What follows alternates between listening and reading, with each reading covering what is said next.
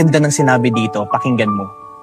Get a partner who matured enough to educate you, matured enough to handle your attitude, matured enough to accept your flaws. Remember, looks are everywhere, but a person with good mindset is rare. Hindi mo kailangan ng partner na maganda at gwapo lang. Madali lang yan. Kahit saan meron yan. Ang kailangan mo, yung partner na may emosyon at may utak. Yung kaya kang i-correct at hindi ka ito-tolerate sa mga kamalian mo. Yung kayang harapin yung attitude mo. Hindi yung kapag mahirap na, bigla na lang tatakbo. At higit sa lahat, yung tatanggapin ka.